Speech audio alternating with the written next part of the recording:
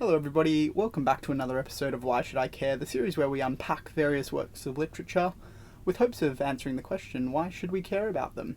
Continuing today with chapter 3 of Blood Meridian. So we left the kid as he was going for a swim in the river after his very eventful night where he killed the bartender and got super drunk. And we catch up with him at the beginning of this chapter as he lies naked under the trees with his rags spread across the limbs above him. So he's come out of the water and he's just taken in the sun. He's sunbathing, getting his tan on. But then we hear that another rider has come up near where he's lying, and he's reined up and he's stopped. The rider yells, "Howdy there." And the kid is a little bit suspicious, obviously. He's quite vulnerable right now. He's got no clothes on. He's just lying there. And here's this random guy who's come upon him. And the kid knows better than to trust random people. So, he's a little bit nervous at first. He grabs his knife. And the man eventually says, "Hellfire, come on out. I'm white and Christian." Which I suppose indicates to the kid that he's a safe person to be around. So, the kid comes out and he meets a military recruiter who basically wants to sign him up for the army. He says, "Was you that fella knocked in that Mex's head yesterday evening? I ain't the law." So, this recruiter has learned about the death of the barkeeper, and he thought, we need bloodthirsty people to inflict war upon Mexico. He seems perfect. And we'll get into a little bit of the context around this war and this conflict a little bit later in the chapter. But he says, do you want to join the army? Company under Captain White, we're going to whip up on the Mexicans. The kid then says the war's over. So, the war he's referring to is the Mexican-American War, which is basically a war that was fought. I believe it started in 1846 between, obviously, the United States of America and Mexico around some of the areas of Texas. So Texas was a sort of free republic, and then it joined the United States. At this time, what we understand as the modern United States is a little bit different to how it looks back then. So we have parts of it that are still a part of Mexico at this point, and then we have Texas, which has recently joined the United States. And essentially this war was fought to maintain Texas and its position in the United States, along with this idea of manifest destiny, heading west. But essentially what the military recruiter is saying his company is doing is they're going into Mexico basically to steal a bunch of land before the politicians in Washington can come down and draw up the borders. They're trying to get a little bit more land.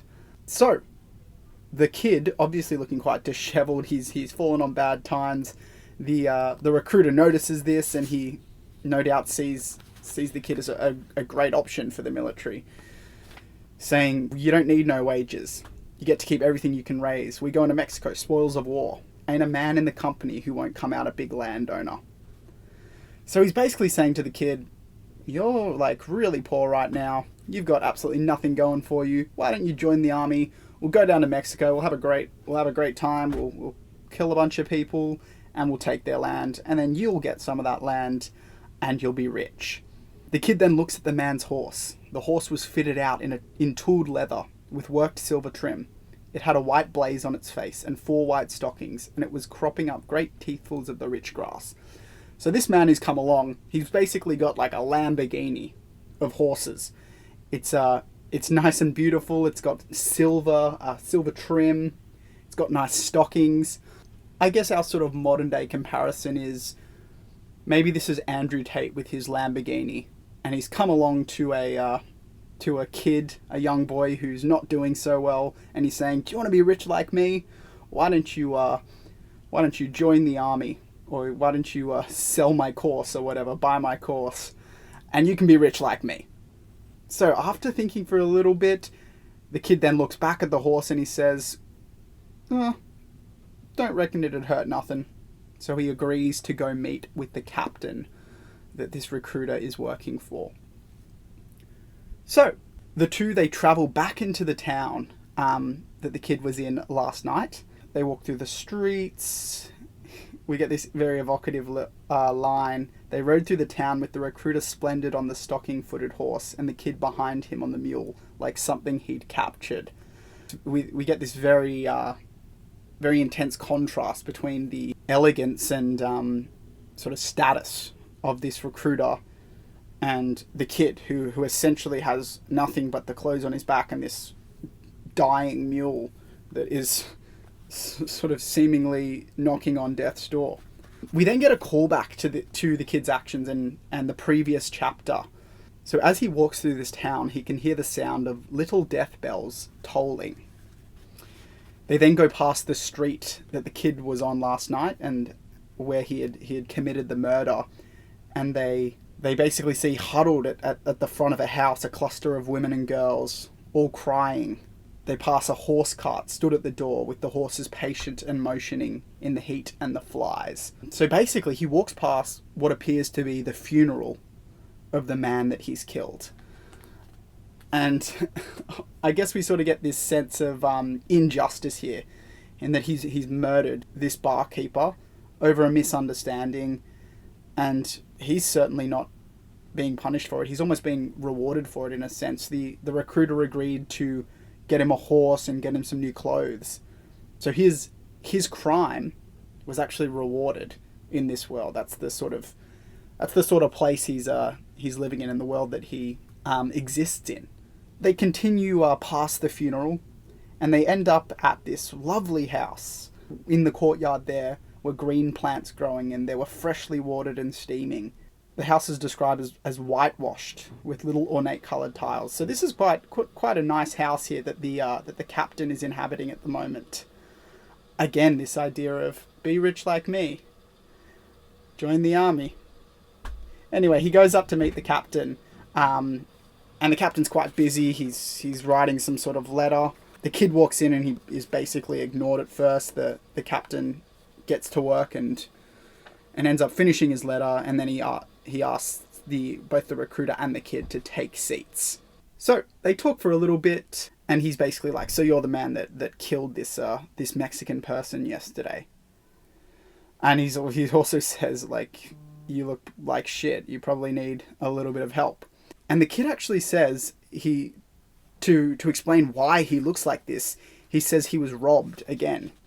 But this time he goes into more detail, and he, if we remember back to, I believe that was it the first chapter or maybe the second chapter, where he was actually helped by those herders, he now says to the captain that those herders were actually people who had robbed him, even though they did a really nice thing. So he's changing the reality of what happened to, I guess, maybe win favour with the captain, to sort of suggest that he isn't like this because of his own decisions. Violence was sort of inflicted upon him, and that's why he is so poor and down on his luck right now. The captain then asks, what do you think of the treaty? And the kid says, I don't know nothing about it. So essentially the treaty that they're referring to is the treaty that ended the Mexican-American War. And the captain is not very happy with this treaty. But I did a little bit of research into how this treaty, what this treaty involved. And it seems to me that the treaty was actually quite generous. The Americans sort of forced the Mexican government to give them a whole bunch of land. So I'm just looking at this map here that I have in my notes. Essentially, with the treaty, all of the land above the Rio Grande, which is this big river that is now the United States and Mexico border, all the land above that was given to the United States. And until then, most of that land, so sort of modern day Texas, parts of New Mexico, all of that land was disputed or a part of Mexico. A part of this treaty as well also gave essentially half of the west coast of America up to Nevada to the United States of America. The Mexican government seceded 55% of their total area in this treaty. But the captain is still not content. And that's obvious because he's organizing a company to go past the river, past the Rio Grande, into Mexico to try to get more land. He then references the Battle of Monterrey, which is modern day Mexico.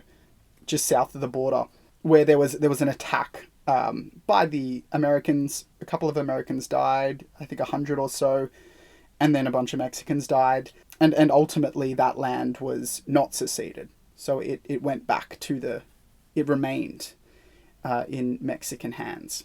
So then we get this sort of like, almost like your drunk uncle at Christmas talking about geopolitics. The captain goes into his opinion on the Mexican government and the Mexican people and the way that the United States approached this treaty and this war on Mexico. He essentially says, and then by God we didn't give it back to a bunch of barbarians that even the most biased in their favour will admit have no least notion in God's earth of honour or justice or the meaning of republican government. So he's basically saying that the Mexican government, they're incapable of leading their people, they're barbarians. He also describes them as savages. He also describes how they've sort of paid tribute to native tribes while a heathen horde rides over the land looting and killing with total impunity.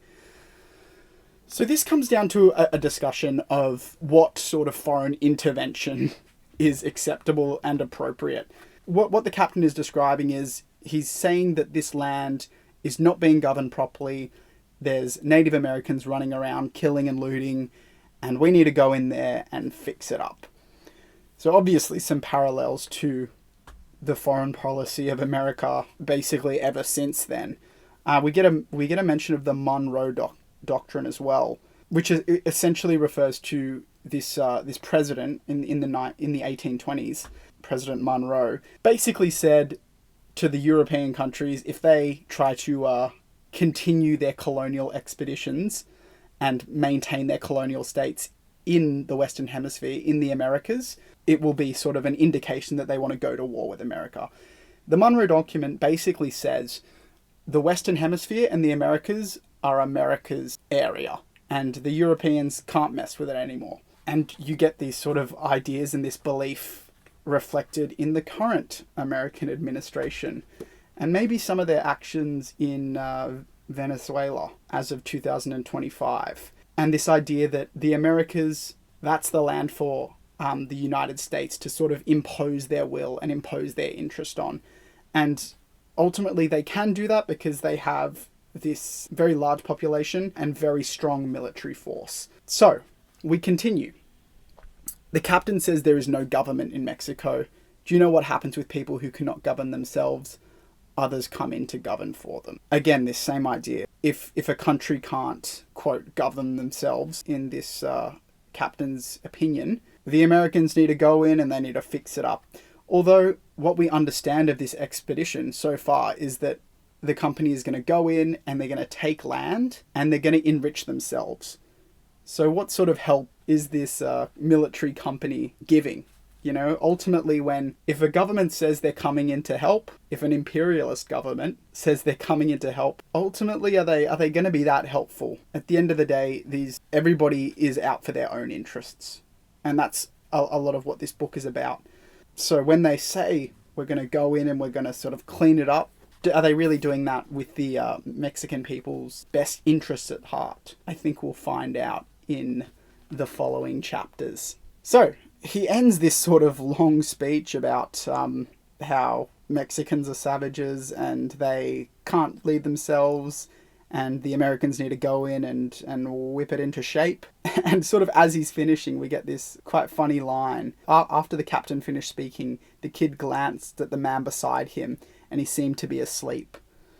So I'm sure this recruiter hears this spiel pretty often, as other soldiers like the kid, or prospective soldiers like the kid, come in and the captain sort of talks about what he believes should happen. And a lot of the time, these people who are being scouted for this military operation and for the military in this time, the Mexican-American War was fought largely by volunteers. So if we use the kid as a reference point, he's uneducated. He didn't even know anything about the treaty. So it's very easy for this captain to sort of lay out in quite an eloquent and well-spoken way what is, quote, happening and the reality of the situation.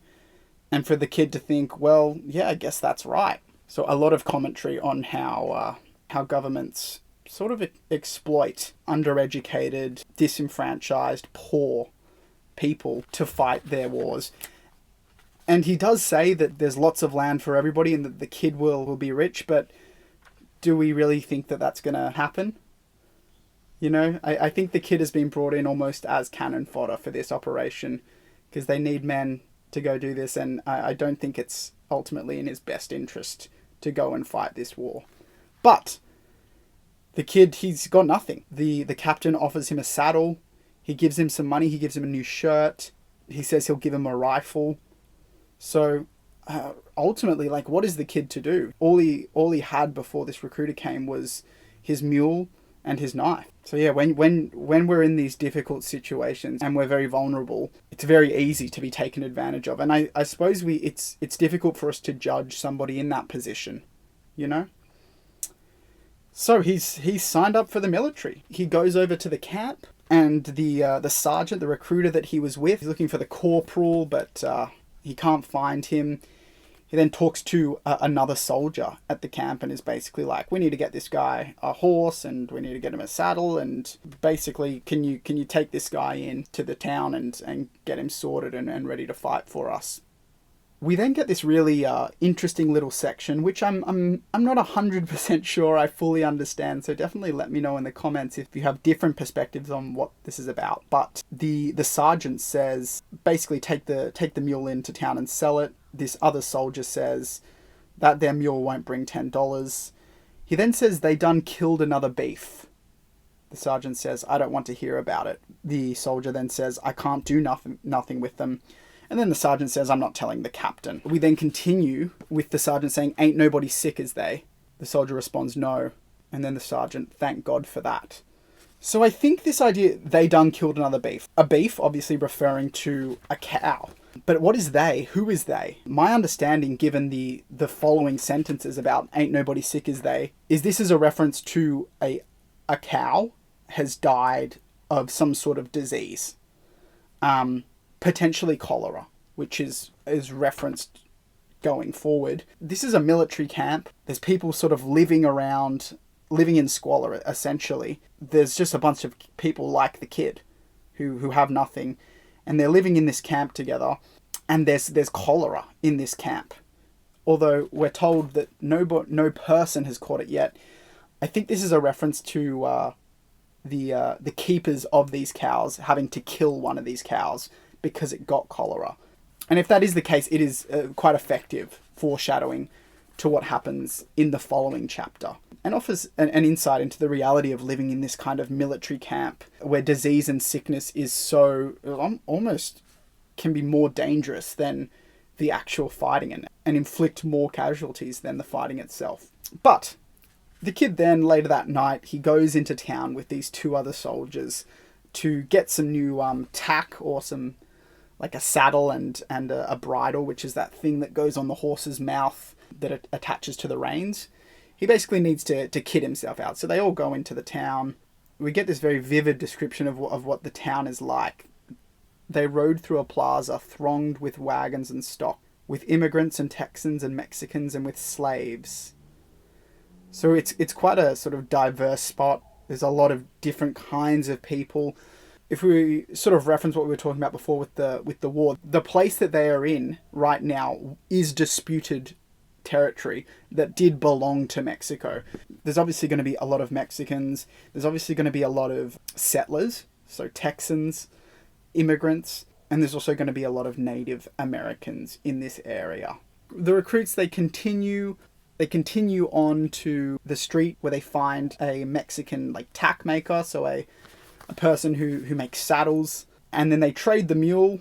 So this mule, this mule's had a pretty tough life, so I don't know if it's going to get much better. Maybe these harness makers are going to fund this mule's retirement and give him lots of food and lots of water, although I don't imagine that's what's going to happen. But the mule, it seems like pretty good value what they get for this mule. They get a saddle, they get a bridle, which is what I was talking about before.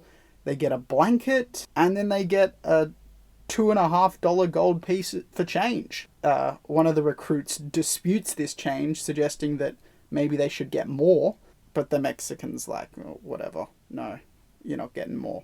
So I think that seems like quite good value. It's a pretty old and decrepit mule, so I'm not sure what they're complaining about.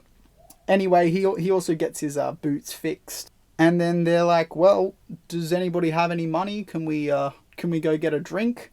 And the kid, he's like, well, I have this change. Let's go get a drink.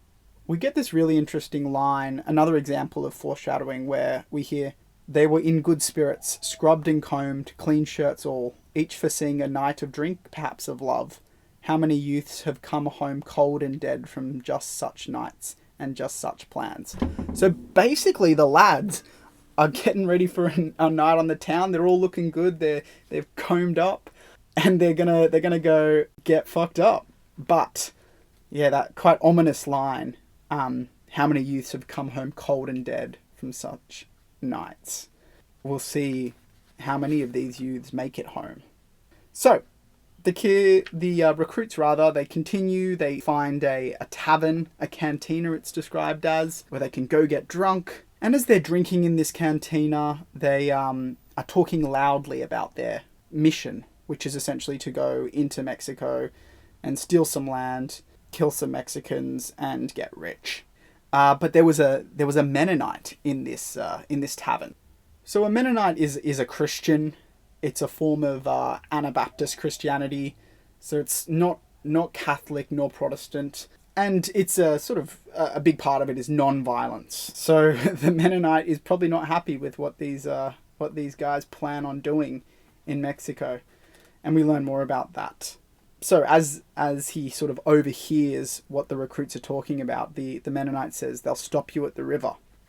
At the river be told, they'll jail you to a man. One of the recruits asks, who will? And the Mennonite says, the United States Army, General Worth. So that's a little bit strange to read, as the kid's understanding is that he is a part of the United States Army, and he's waging war for the United States Army. But obviously what we talked about before was this treaty that was signed. So the Mexican-American War is over. And what this Mennonite is saying is you're waging an illegal war and you're going to get caught by the actual army, and they're gonna throw you in jail. The Mennonite then says, pray that they will stop you at the river. So this is the Rio Grande that we were talking about before, the border at this time between Mexico and America. Pray that they will. So the Mennonite's suggesting that they kind of should hope that they get caught, because what lies beyond that river is not much better. The Mennonite continues, basically saying, if you cross the river, you're not going to cross back. One of the recruits says, we don't aim to cross back, we're going to Sonora, which is further west than Texas. And this is where the captain had said earlier, he's sure that this part is going to become a part of the United States, which ultimately it doesn't. Sonora is now a part of contemporary Mexico.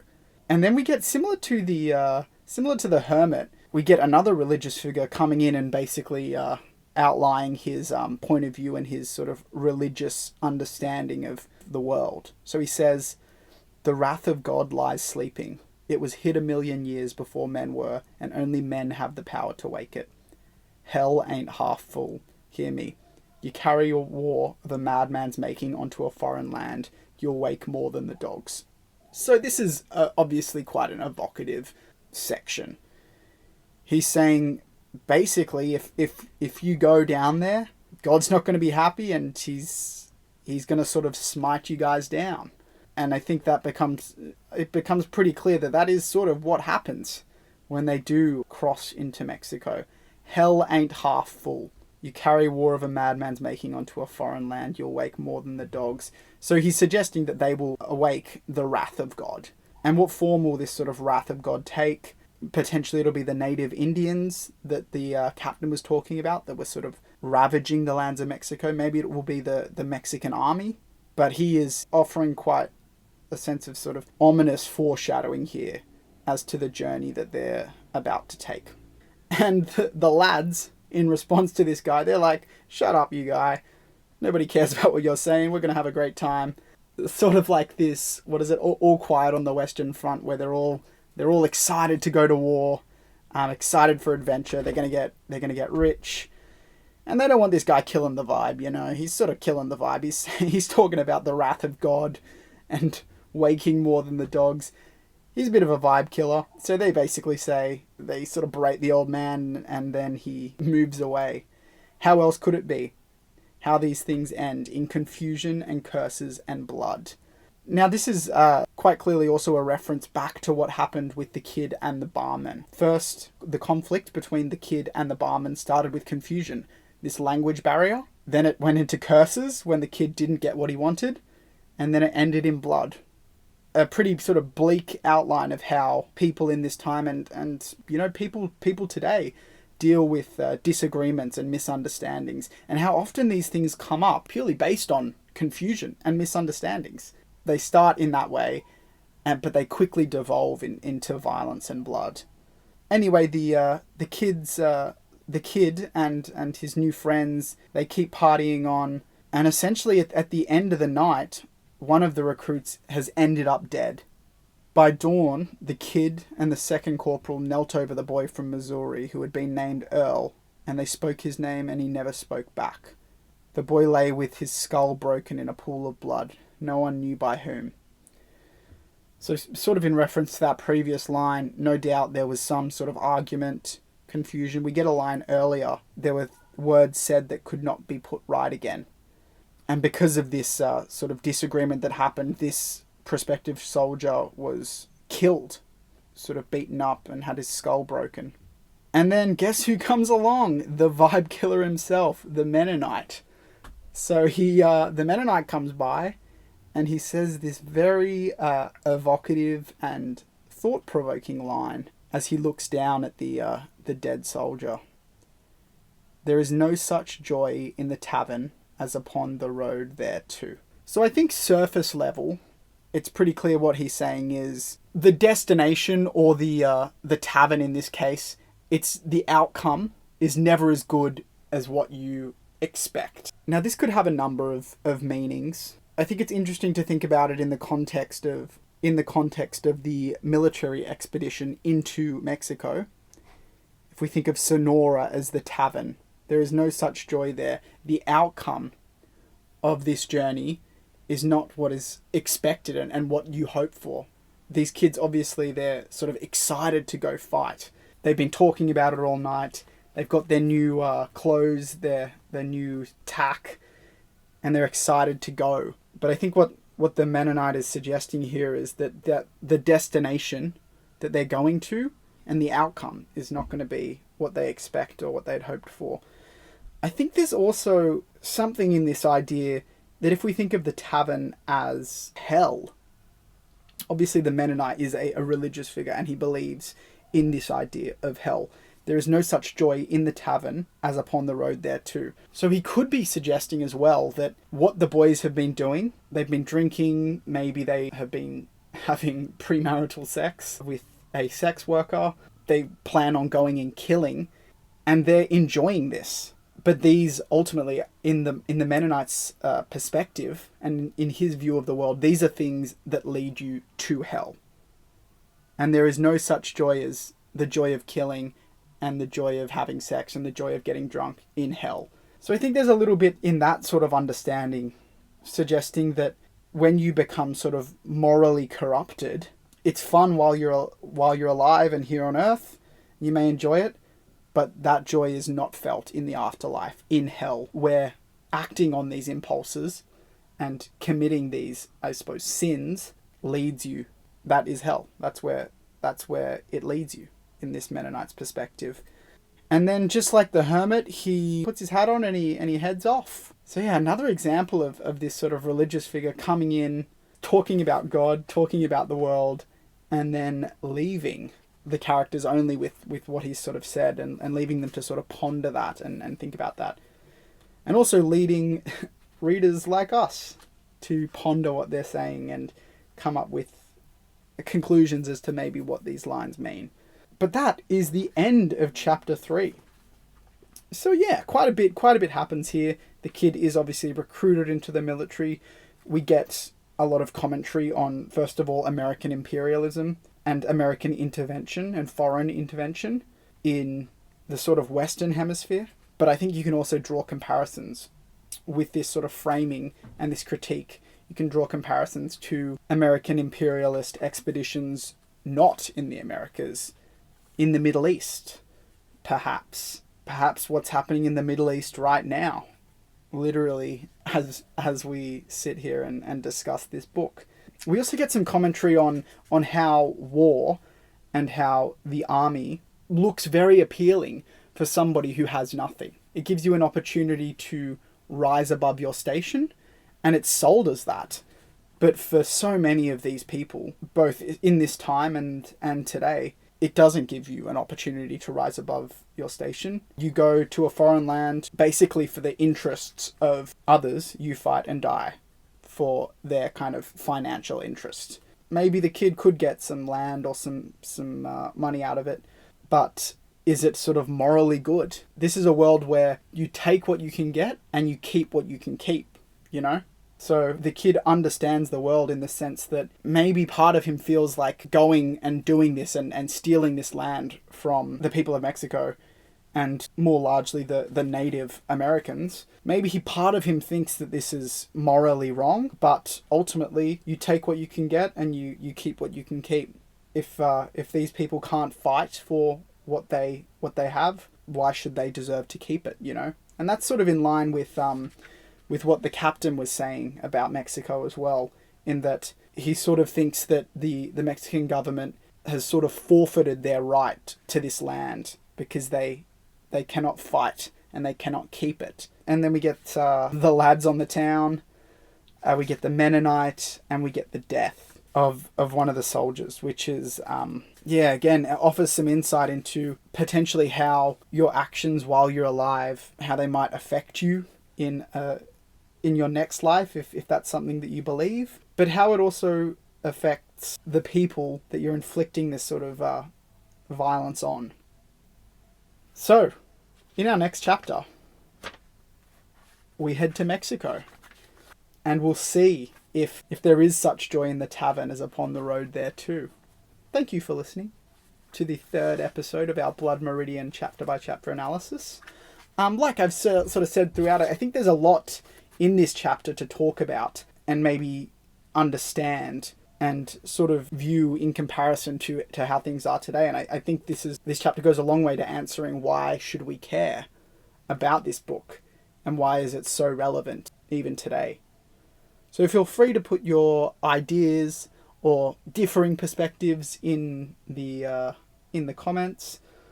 Ultimately, a lot of this is opinion based. We're just trying to get a better understanding of the world and the literature. So yeah, very happy to hear all of your perspectives, even if they're completely different to what I think.